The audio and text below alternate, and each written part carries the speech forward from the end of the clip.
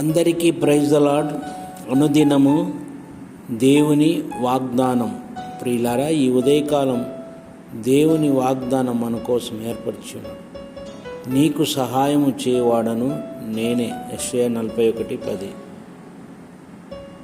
భూలోకంలో ఉన్నంత వరకు మనుషుల సహాయం అవసరమైనప్పటికీ ఒక దినం మనకు దేవుని సహాయము ఎంతో అవసరం. అందుకే యెషయా రాసిన గ్రంథము 41వ అధ్యాయము 10వ వచనం చూస్తే, నీకు సహాయం చేయవాడను నేనే అని ఆయన మాట్లాడుతున్నాడు. మనుషుల సహాయం వ్యర్థము, దేవుని సహాయము మనకెంతో అవసరత ఉన్నది.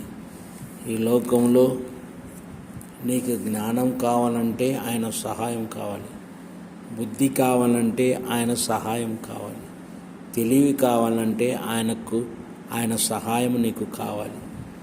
విద్య, బుద్ధి సమస్తమును మరి దైవికమైన పాండిత్యం కావాలంటే ఆయన సహాయం నీకెంతో అవసరమై ఉన్నది ప్రియులారా. కనుక అట్టి జ్ఞానమును మనము, అట్టి పాండిత్యాన్ని కలిగి మరి ఆయన సహాయాన్ని పొందుతూ ఆయన రాకడ కోసం మనం సిద్ధపడాలని మరి ఆయన మనతో సున్నగా తేటగా మనతో మాట్లాడుతున్నాడు. నీకు సహాయం చేయవాడు నేనే అని ఆయన మాట్లాడిన ప్రతి మాటలో గొప్ప ఆదరణ ఉంది. కాబట్టి ఇటు ఆదరణ పొందుతూ దేవుని సహాయాన్ని కలిగి జీవిద్దాం. దేవుడు మిమ్మల్ని దీవించునుగాక. మహాగణుడైన తండ్రి, పరిశుద్ధుడా, మీ కృప కలిగిన బాహుతో మమ్మల్ని బలపరచమని ప్రార్థిస్తున్నాం. ఈ ఉదయకాలం శ్రేష్టమైన దినాన్ని ఇచ్చారు. నీకు సహాయం చేయవాడు నేనే అని మీరు మాట్లాడు.